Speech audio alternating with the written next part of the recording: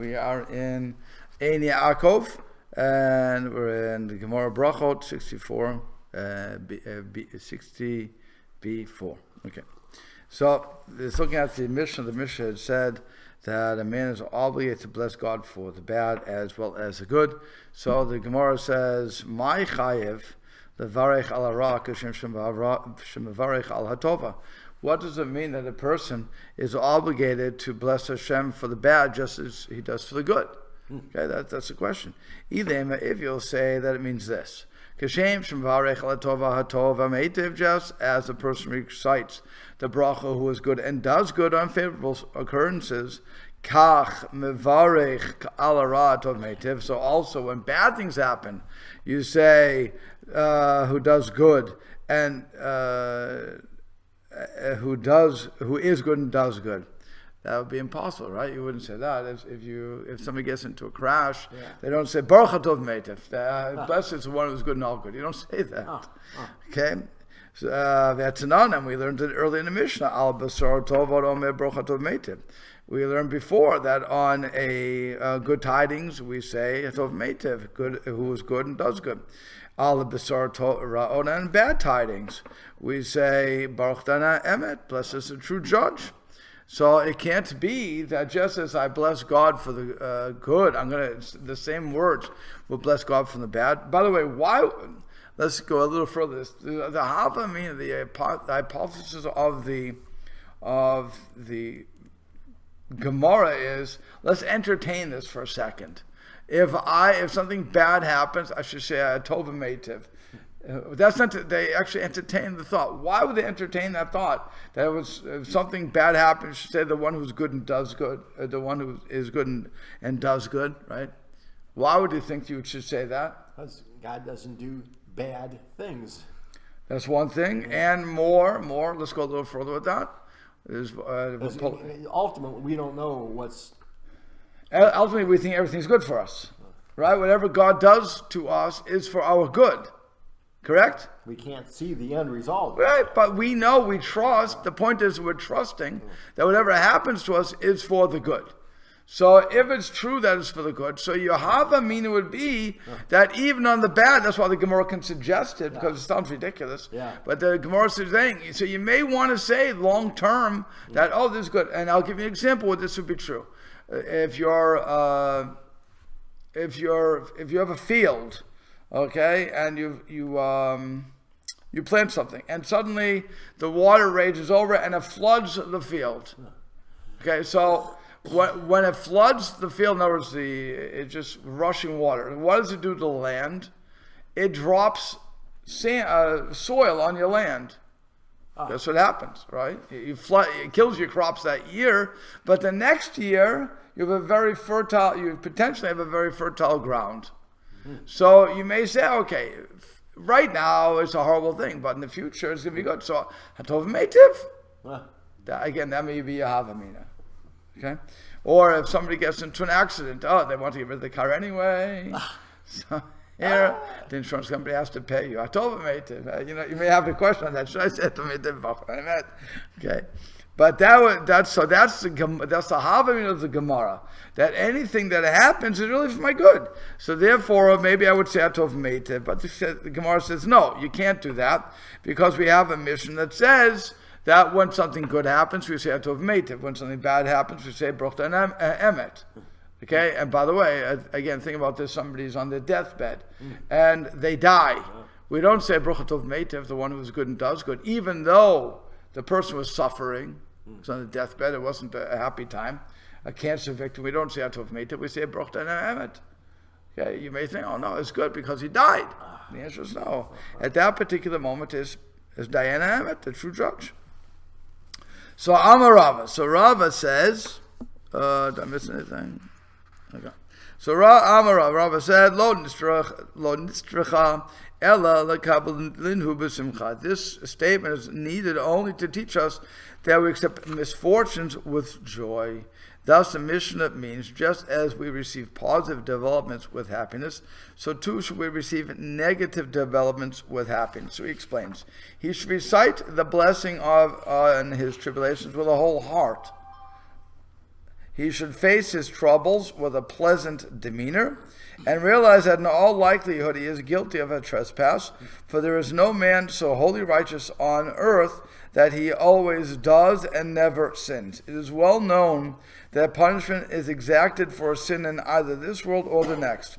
Thus, if a person sees that he is beset by affliction, he has cause to rejoice, for he may conclude that this is an atonement for his sins. Kapara, correct. This is a kapara. So better that he should have discomfort in this world than in the world to come. For it says in Pirkei Avot, better is 1 hour of spiritual bliss in the world to come than the entire life in this world. That's what it says in Pirkei Avot. So Yad David writes, there are certain heretical groups of philosophers who claim that God created man for evil purposes. Chas v'shalom. Okay. Their proof is that most people experience more bad times than good times. That's their proof. Okay, that's all your atheists out there. Yeah. Some actually don't believe God created anything, so I shouldn't say atheists, but it's you have the groups. Some go as far as to depict God as being vengeful and vindictive. Chas v'shalom. Okay. Yeah, we, the community of Israel, believe. By the way, who was that referring to? Greeks. The Greek. What's it called? It's mythology. Greek mythology, Roman mythology. The Romans have mythology? Mm-hmm. Okay. They just borrowed it from the Greeks? Mostly. Okay. Right. I don't. You always hear about Greek mythology. You never hear about Roman mythology. They assimilate. Right. Okay. But all those stories were gods who were playing with us. We were pawns in their hands. Yeah. Okay, so that's who this could be referring to. Yet we, the community of Israel, believers, the descendants of believers, we say that no evil emanates from Hashem at all. Rather, everything is a benefit in some way. However, when a person confronts a calamity, he does not know what possible good could come from it, right? That is the issue of calamities. He therefore judges it to be unredeemable evil, and he may be wont to have complaints against God like the groups mentioned above. But in hindsight, a person himself can often see the latent benefits of presumed evil. And even if he cannot, nevertheless, it is clear that every misfortune is a hidden good. Therefore, one must accept negative occurrences with joy, just as he accepts the favorable ones, to demonstrate his stout faith in Hashem, that no evil will emanate from the mouth of the Supreme God, the Supreme One. Rather, God is good and does good, and all is for the good. Okay, so that's something that we brought to the world. That's the philosophy that we brought. Because, again, if God is our Heavenly Father, then He doesn't want to hurt us. So everything that must be happening is for our good. That's where we're coming from. As opposed to the other ones, the other beliefs, that we're just the pawns of these gods who want to play. And so they push us around. They set up scenarios just to see how we're going to react. So it's a totally different perspective. So when we're looking at all these things that are happening, we see it only for the good. Even though we recognize it's bad, again, somebody dies, there's an accident, whatever the case is going to be, we recognize that it's negative, and therefore we say Baruch Dayan Ha'emet, even though it could turn around to be good. That's irrelevant. And by the way, we say it when it's good, even though it could turn around to be bad. The example of that would be, the famous example is a lottery winner.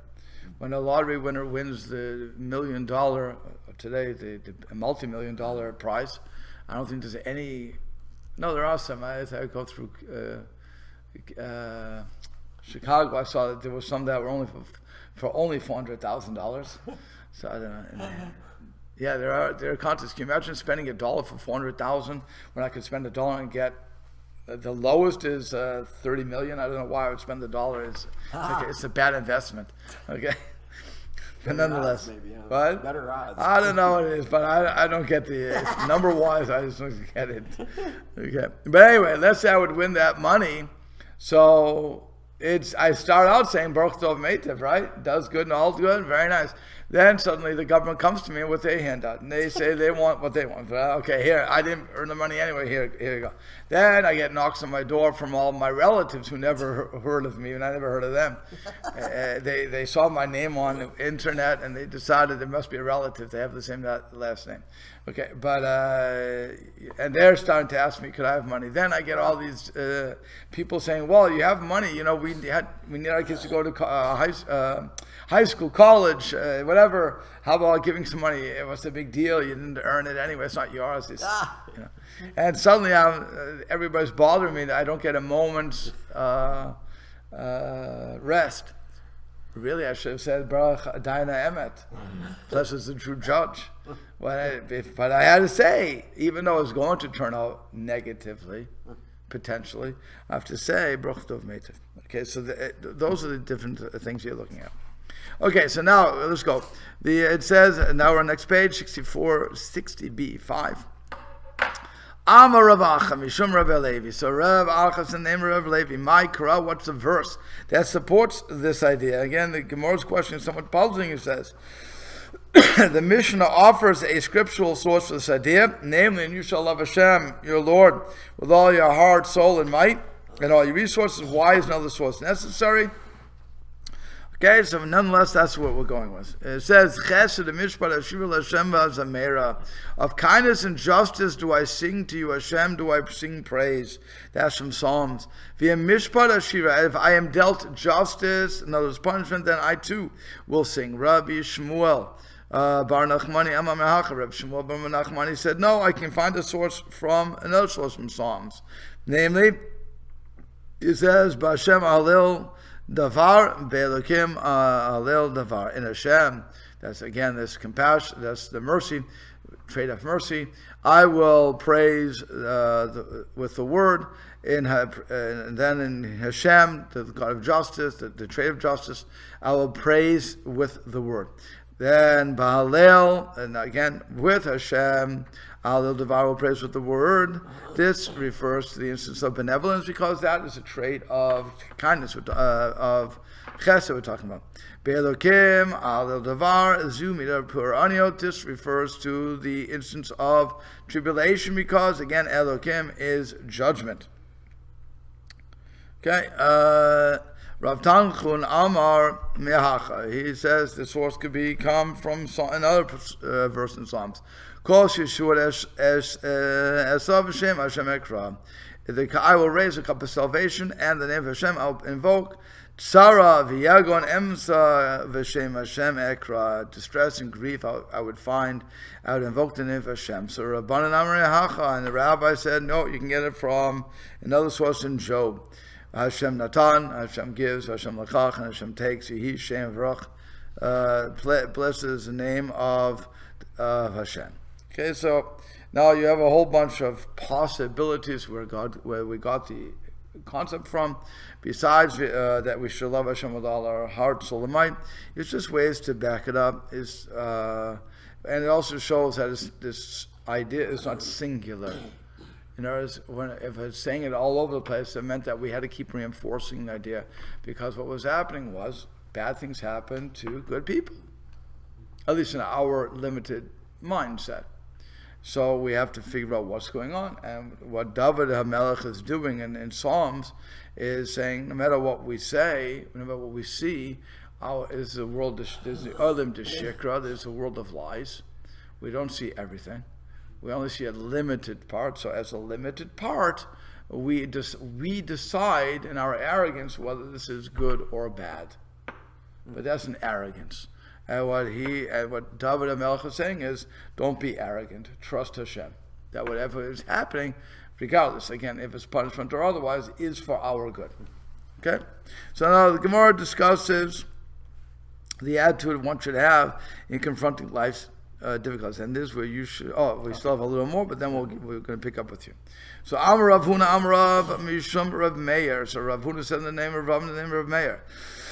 And that was also taught the name, and a bright was taught the name of Rabbi Kiva.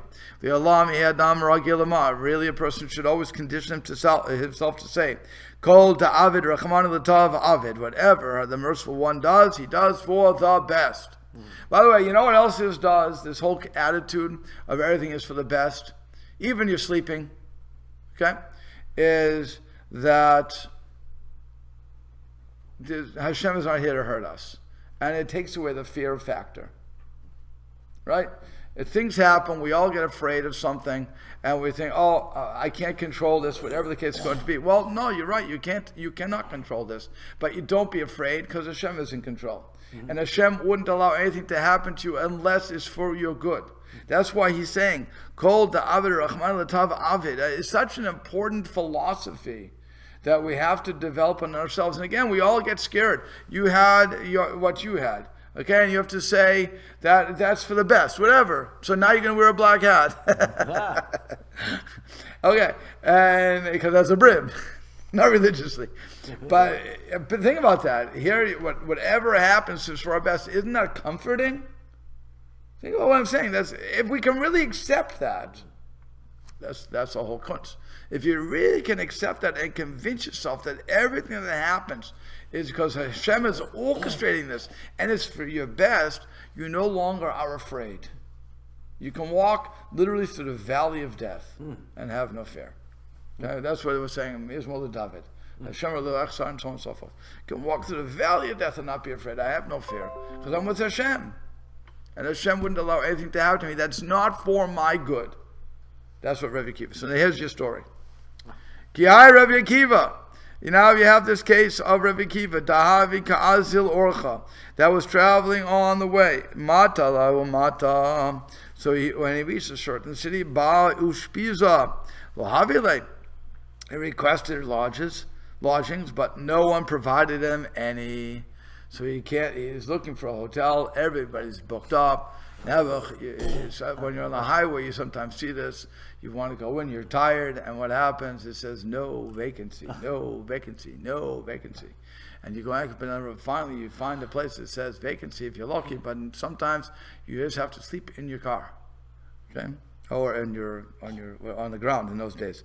And if you think back to all the Westerns, they didn't always make it back to town. They would put their saddle down and they would relax with the campfire going, never worrying about somebody coming to kill them. I never understood that. Okay. If they come, you can defend yourself. You're also if you're sitting down with your pack of goods and whatever, and you have nothing, and the guy comes up to you with a knife or a gun, then you have to sit there and worry. But if you've got your own, then you have your own, but again, you're sleeping, so. Well, okay, whatever. So the point is, here he is in the middle of nowhere. He requested laundry. Nobody gave it. So Amar, he said, "Call David Rachman Latov." Okay, whatever Hashem does, it's for the best.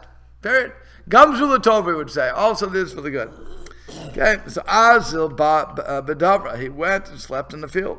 Vahavi Bahade Tangula V'Chamara Shraga, and he had a rooster.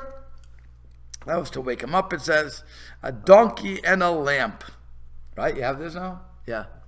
It's called a field. Is that just the wilderness or someone's field? It usually feels like a place where. Mistama wasn't somebody's field. It was more the wilderness. Okay, it was an open area. Yeah. Okay. Yeah. Field. Otherwise, he'd be. Pasture. It was an uninhabited area. Whatever the uninhabited area is, I don't think he would have gone to somebody's yard if they wouldn't let him. So that wouldn't go well with it won't go well with the story, as we'll see. So it must have been an uninhabited area. Okay, so what happens? So the wind came and blew up the blew up the lamp. A cat came and ate the rooster.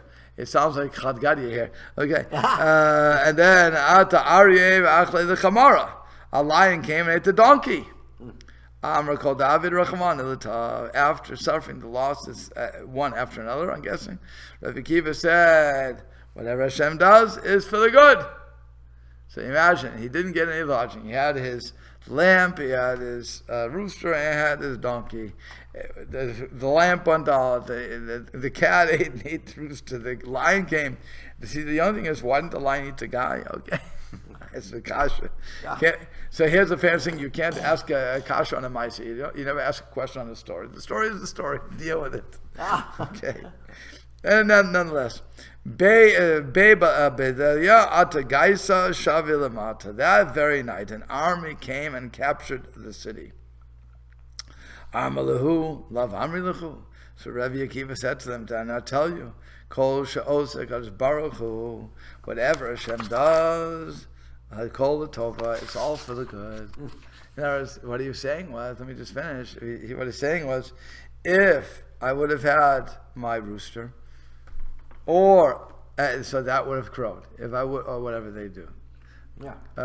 If I would have had my donkey, that would have neighed, or whatever else. Braid. If I would have had my light, they would have seen it come to attack me. So the fact that Hashem took care of all those things was so that I would not be killed by the marauders. So did I tell you everything was really good? That's the story. Yeah. So what it says, he told them, who's them? The students? Probably. Okay. Yeah. So it says people in town were probably killed, right? Yeah. Did they capture the town or burn it down? I think remember the story. You just heard it. So they just captured it. It says they didn't. It doesn't say they burned it down. They just captured it. Yeah. They killed the people probably, and that they captured it. So he would have been part of that, and would have probably been killed. So he says, "See that? It's all for the good." Okay. There may be other things that have to do with that, but it's for the most part.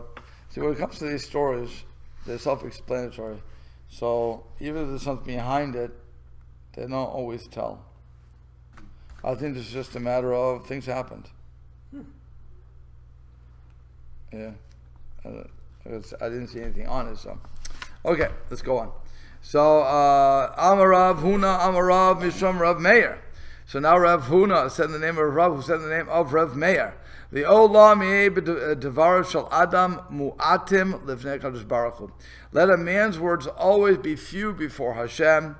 Shenemar, as it says in Kohelet, Al Tevehel Al Picha V'Libcha Al Yemahir Losi Davar Lifnei Elokim Ki Elokim B'Shamayim V'Yat Al Arz V'Al Kain Yehu Devarechem Atim. Be not rash with your mouth, and let not your heart be hasty to utter a word before Hashem. For Hashem is in heaven, and you are on earth. Let your words therefore be few. So the Maharsha says that this teaching is relates to the preceding one, interpreting Rav Meir's words. Let a person be of sparing of complaint before Hashem, since whatever he does is for the good. Now, and the other thing that Shlomo HaMelech was saying, because he's a writer, he's the author of the book, is Hashem is in heaven and you are on earth. What does that mean? Hashem sees all, and you see but just a little bit of it. The famous way to look at this is, an artist sees a canvas, a blank canvas. He sees a beautiful picture that he's going to put there, because he knows what he's about to do. I, on the other hand, not an artist. I see a blank canvas. That's all I see. Or he starts the picture and he says to me, "What do you think of it?" And of course, I give my expert opinion of it. Looks like a line. He says, "Idiot! Do you not see what's in front of you?" And the answer is no. Of course not. I don't. It's a Picasso. Right. But it's all these things where we answer without knowing what the entire picture is. And the person says, "Well, what do you think about this?" That's why I always, when people ask me, "What do you think about this?" I say, "When you finish it, ask me." Until then, I don't know what I'm looking at. And even after you finish it, I may not know what I'm looking at. If it's abstract art, I just say, Yeah. because I'm not there. Somebody once showed me abstract art, and I said, "It looks like I'm on a boat, and I'm looking out." She said, "Whatever you see is good." Abstract. That's right. That's the Egyptian action. So okay, next. So Darash Rav Nachman bar Rav Chisda. Rav Nachman, the son of Rav Chisda, said, he looked at the verse. My dichtiv. What does it mean? Was written Vayitzer Hashem Elokim et Adam b'shnei Yudin. When it says God created man, he used the word Vayitzer is using two yuds. The question is, why does it have two yuds? So Shnei Yitzarim bara Kadosh Baruch Hu. There were two. That was alluding to the two inclinations that God created. Echad Yetzer Tov, Echad Yetzer Hara. One being the Yetzer Tov and one being the Yetzer Hara. So by the two Yuds in Vayetzer, that's what he's telling us. Because it could have just written Vayetzar, right, with one Yud, or Vayetzer, whatever the case is going to be. It could have been written like that, but the fact it has two, it means that one is the Yetzer Tov and Yetzer Hara. Okay, so Matkif La, Rav Nachman Bar Yitzchak. So Rav Nachman Bar Yitzchak challenged it, saying, wait a second, Elamiyata Be'em Adalot Ktiv Vayetzer. If that's the case, you have the animal, where it does not say he wrote it with two Yuds. Late Layetzer, he has no, therefore he has no evil inclination. The beast has no evil inclination. Yet we see that damages and bites and kicks. Clearly, a beast has an evil inclination as well as a good one. See that's the and you're saying, but it does make sense according to your drasha. And he said, so they explain. It has an obedient nature that finds expression when it is tame, and docile, and a feral nature that finds expression when it is vicious. Since the animals also have two inclinations, and yet Scripture does not employ a double yud in describing their creation, there must be some other explanation for why a double yud is used to describe the creation of man. Just let's stop for a second and say, what would you answer to that? I tell you the word Vayitzer, again, whether or not we're going to be right or wrong, let's stop the Gemara for a second.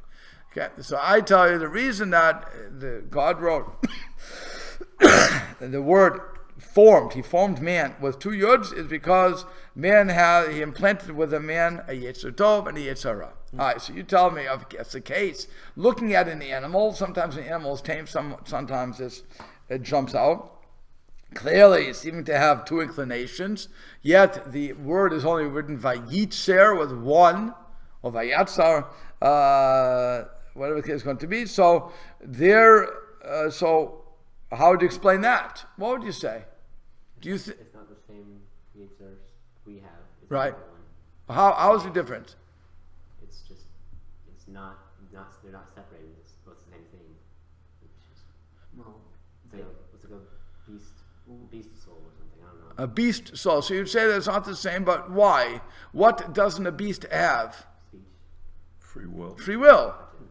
Free will. It doesn't have free will, right? We never said that a beast has free will. As we said many times, a dog cannot commit suicide.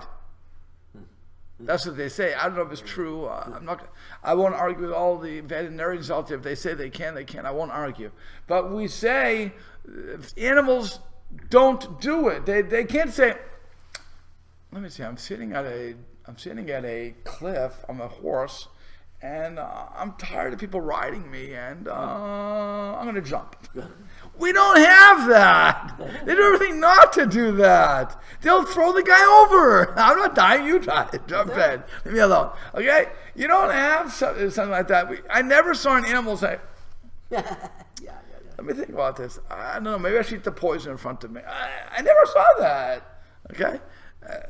The perfect example is at the beginning of class today, or between these two statements. Right. Got the true judge, everything is for the good. Right. Animals don't think that. Right, that's what I'm saying. That's what I'm saying. So it's an example of that. Right. So now, unless you watch cartoons. Absolutely, if you just spill out some antifreeze, a dog will drink it and it would die. Okay. But he doesn't know. Doesn't know. Right. So, and you would think one would learn from the other, right? So, by the way, another thing is frogs. They jump in the pool, and even though they see themselves and going like this, because it's all chlorine, they don't realize, idiot, don't drop it anymore. Okay. So they all follow each other into this to depth. Okay. But the other thing you could also say is, what was I going to say? The cartoons. So there, for anybody who remembers, you guys are way young, and you probably never saw it. I'm guessing nobody ever saw it except for me. Kimba the White Lion. No? Okay. Kimba the White Lion that was a story, I think, from Africa or something, where the white lion, a unique lion, could speak to his compatriots, and also decided he was going to speak English to the humans so that they could communicate back and forth. Or you have more recent vintage, the Lion King Simba, where all the animals are talking to each other and they're all making moral decisions. Okay, that's fairy tales. No animal does that. Okay, and that's what we're saying here. So I'm going with everybody. That would be my response. That is not talking about the same Yetzer, because it's an instinct. Because an animal has an instinct. When attacked, will do something, or when provoked, will do something. As not provoked, won't do anything. That's instinctive, as compared to when I have a choice to do what I'm doing. I have bechira chafshit. An animal does not. That would be my answer before we go any further. So I just want. But again, when the Gemara asks a question, sometimes we have to stop the tape and say, what would my answer be? We may be totally off. They may never answer it, but the way we're answering it, and when we see their answer, we may say, oh, that's I like that answer too. But the point is, you have to think about the question, and then you go on. Otherwise, it's just a matter of reading a book, and it doesn't do anything. You understand? Okay, so now let's go on. Let's see what they want to say. So, yeah. This is talking about what's The question is, why does it have two yuds? Yeah, but Yaakov is not ethics. Is it ethics? No, this is the legends of the. It's the story, the Agadata of the Gemara. Right, but The storylines of the Gemara, as compared to halachic ramifications, normally dealing with. It could be dealing with actual stories that happened, historical things, but it's usually to tell us some ethics. It has to do with ethics usually. that's what it seems like. Yeah. All these things have. No, that's what it is. At least one core of the. This is representing. There's 4 books here. There's 20 books there. So it's probably around 1/4 of the entire Gemara deals with stories that teach you something like ethics. Or again, the rabbi spoke sometimes in couched terms against the other nations, because if they would have said openly, then they would have been killed. Couched terms is when I don't speak clearly about it. In other words, I don't want to speak about the Greeks, so I call them. I say the animals, whatever. Euphemistic language. Animal Farm. Animal Farm. Yeah. Animal Farm. By the way, all these things. Animal Farm, Lion King. They had a Holocaust one. Mouse. Yeah.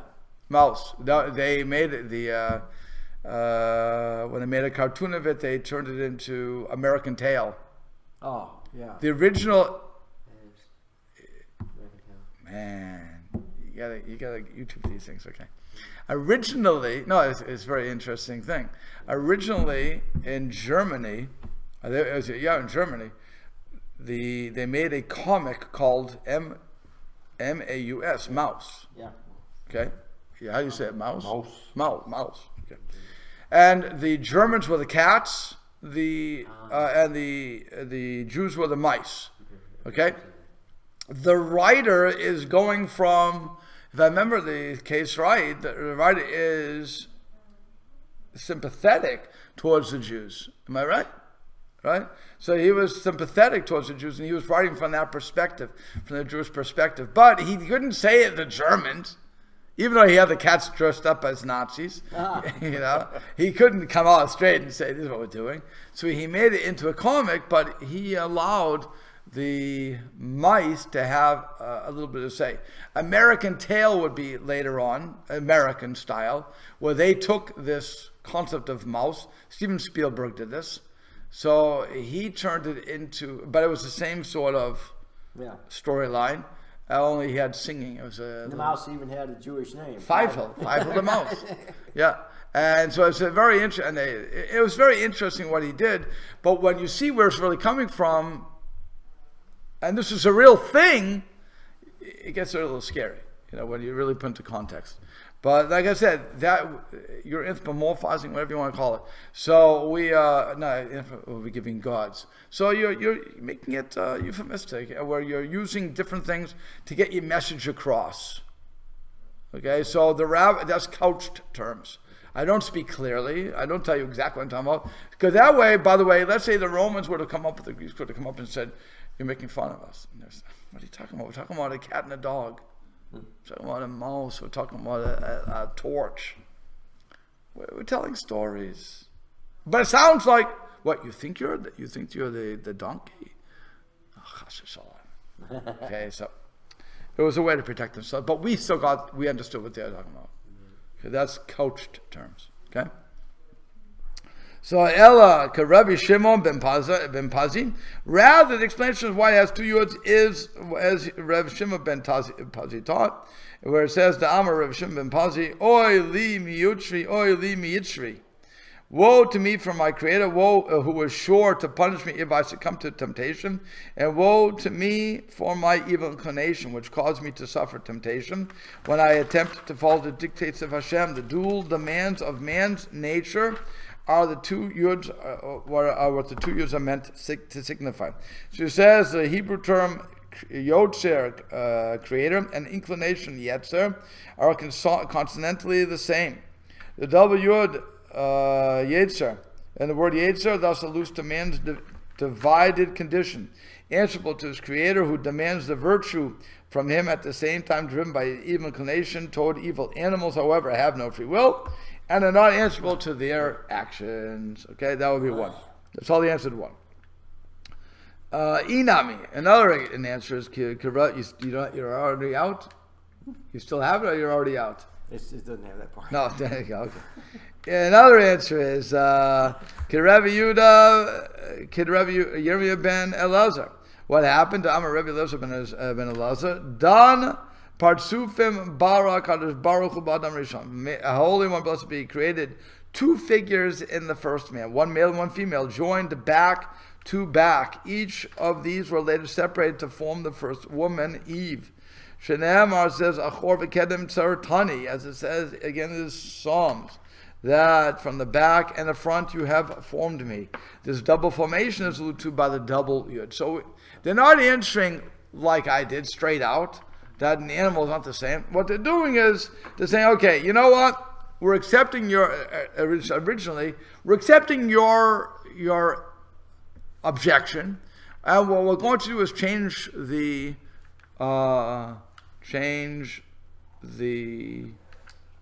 drasha. We're going to change the explanation.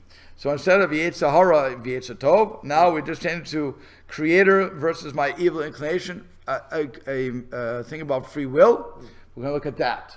Then, which is really an expansion on the first one, Yetzer Hara, Yetzer Tov. It's really my free will. But now, the difference is, there is within me, right? Yetzer Tov, Yetzer Hara is the fight within me. Creator versus Yetzer Tov, Yetzer Hara, is an outside force plus me. Understand? So free will is coming a different way. I have to listen to Hashem, or I have to listen to my animal desires. Okay? The third way is God created me from front and back, so now I have, is referring to the male-female component. That's why it says Vayitzer, with two yuds. One would be for the female, one would be for the male. Okay, not saying anybody's evil or good. We all have free will, but that's why the two yuds. Then, okay, that would be the 2 years. Now we get into another point. It says, Vayiven Hashem et Tzela. So Hashem formed. Then Hashem built that side. They take him from the man to the woman. Rav u'Shmuel. So there's an argument between Rav and Shmuel. One said that the sad referred to was a figure. Man was created as a double figure, one male and one female, and God fashioned Chava into a female figure. The other one says it was a tail. Okay, so here we go. It said, let's look at this. It said, had this verse simply referred simply to the back and front of a human body, it would have been superfluous. Furthermore, logic would demand that the front be mentioned first. The psalmist's point, however, rather, is that when man was created, he was created man like both back and front, with a double face. This was true only of humans. Male and female animals were separated separately. If God intends to separate Adam and Eve, why did he create them as one? This was done to implant in man the nature to take a wife for life and become wholly one with her, seeing her as extension of himself. Animals, in contrast, mate each season with their different partners, or for the most part, do not remain together. There are those animals that do remain together, but for the most part, they don't. Okay, fine. For discussion, okay, we don't need that. Okay, so then. So now you have is it a side, a figure, or is it a tail? So Bishlam Alamandiyam Parsav, so according to the one who says that the side was a figure, we understand because it says, that's why it says, from the back and the front you formed me. As it says, as the Gemara already explained, this verse alludes to the man's being created with a double figure. But the one who says that Chava was formed of a tail, so how do you explain that verse? So then, what are you going to do with that? Okay, so the Gemara says, Rav Ami is taught like Rav Ami, the Amar Rav Ami, the verse is saying that man was formed last in creation and first in misfortune. Okay? So that's why. So then it's not a matter of front and back, and she can still be formed from the tail. Yes. By the way, that means man had tail. Yeah. Okay. Why is the yud seemingly? Why is the yud always the thing that we talk about if it's missing or if it's added or if it's something? If there's a yud that's missing or added, that's always talked about in the word. Is the yud the specific special thing? No, the reason, again, the question is, why is the yud this for the people living? Why we are talking about the yud? The reason we're talking about the yud in this particular case, not always talking about a yud, but in this particular case, we're talking about a yud because they could have written vav yud tzadi resh. The extra yud has seemingly no purpose. It's not telling me anything about the word. So it's, why do you need the second verse? Why does it need the second one? It's not normally written that way. It's normally written with one yud. So that'll be the end. It's superfluous. Right. So since it's superfluous, we have to find out why God wanted it there. But in a lot of, if I recall correctly, I don't know, I can't remember exactly what it is, but I think whenever there's a word that we talk about, like just a word, if it usually has to do with the yud's missing, or it could be a yud or it could be a vav. Right. Right. It's talking about chassid versus male. When a word is written fully out or when it's missing. And the only question that happens is, in other words, if it was always missing the letter, like binyamin, the word binyamin, is normally always missing the last yud. It's normally written beit nun yud mem nun. It's normally always written like that. Once or twice in Torah, it's written fully. So at that point, with two yuds, beit nun yud mem yud nun. Okay, binyamin. Okay, so that's when you have to ask, well, what's going on here? Why did God decide that there's extra yud here? It's not normal. God put in, again, God's telling Moshe how to write it. It's not like Moshe has a license to do what he wants. So he has to write it. God told him, I want you to put a yud here. Why? So that's when you ask the question. But if it's always written without a yud, there's no question. It's only when it breaks the pattern. And if it's, let's say it's half-half, then again you can ask, well, why do we want here? Why not there? That sort of thing. But normally we're going for more than a half-half pattern. Normally it's going for, is 99% written this way, and then suddenly we wrote it differently. Why did God want it that way? So it could be a yud, it could be a vav, it could be any letter with an aleph, it could be any letter that could be missing. But I just can't think of any examples where it's anything but a yud. No, I'm sorry, there are plenty of times where it's yud. Again, I know plenty with a yud, but is there any examples when it's a vav. It could be a vav. Okay, so what about an aleph? Is there something? Sometimes that's why I picked on those letters. Right. Okay. Yeah. Sometimes the aleph is here, sometimes it's not there. Again, like mereshit. Sometimes we won't have the aleph. Right. Right. Because you don't hear the aleph. Right. So any letter that you're not going to hear sometimes can drop. So the question is, why did it drop? Again, God knows how to spell. He's the one who invented the word, so he should not have spelled the word. So that's the question you'd have. Why does it drop here? Why doesn't it drop there? What is being taught? Okay? Yeah, so now let's go. The statement that man was formed last in creation is understandable. Before man was not created until Shabbat Eve, on Friday, which is the last day. But in what sense was he first in misfortune? If you want to say that refers to the misfortune brought about by the snake, through whom Adam sinned and was cursed. But Tanya, we learned in a Braita that Adam was not the first to be cursed at all. Rabbi Meir said, "Bigadol matchilim et gadol." In the matters of prominence, we begin with the most prominent person. B'klala matchilim min katan, and from a curse we begin from the least important person. Bigadol matchilim min gadol kediv. When we derive the matters of prominence, we go from the prominent person. Because it says, "Vayidaber Moshe al Aaron v'Elazar v'Elitamah b'nav tarim." That Moshe spoke to Aaron and to Elazar, Hitamar, this week's parsha, last week's parsha. His remaining sons, it says, take, giving precedence to Aaron over his sons. So he says, when Nadav and Avihu, the older sons of Aaron, died, Moshe commanded Aaron and his remaining sons, not to conduct themselves as mourners. In delivering this command, he addressed the most prominent among them, Aaron first, and then only then addressed Elazar and Itamar. We see from this that in addressing a group for a purpose that is not misfortune, the Torah's protocol is to place the most prominent person first. Then it says the other way, from curses, from misfortune, we start from the smallest one. How do we know?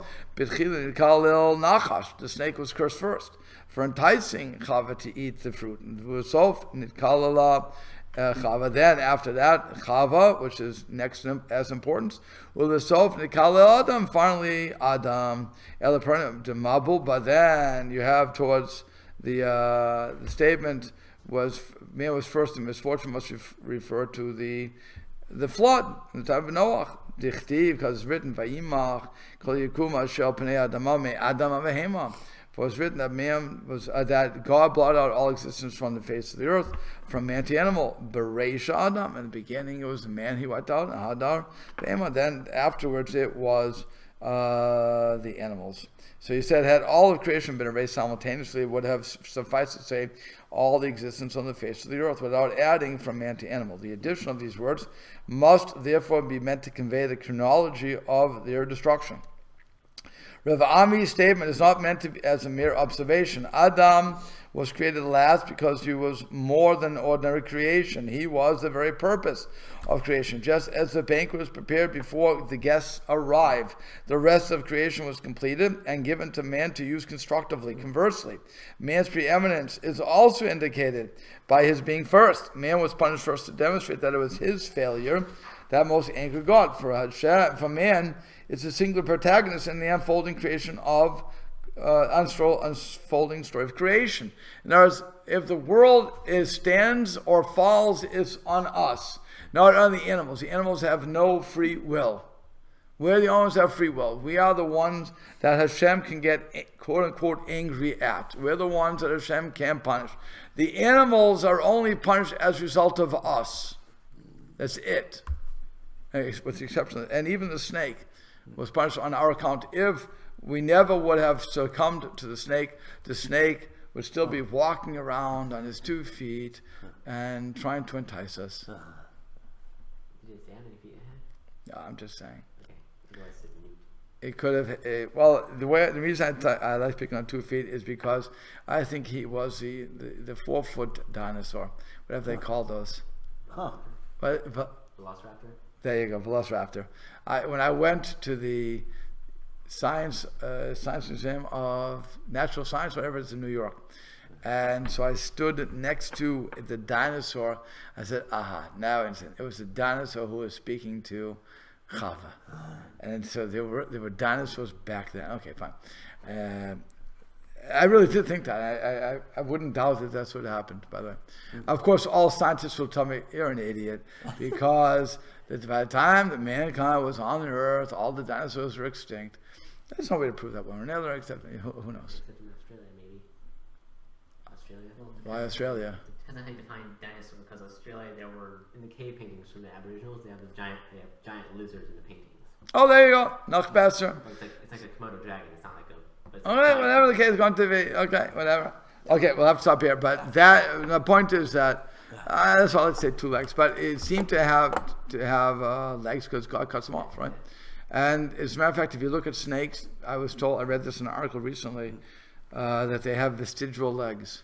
Yeah. Yep, I was very surprised to see that. So I don't know. I'm not sure who wrote it. If it was some Christian paper trying to make the Bible right, or if it was actually a real scientist doing it. I don't know. But I thought it was very cute. Okay, we'll stop.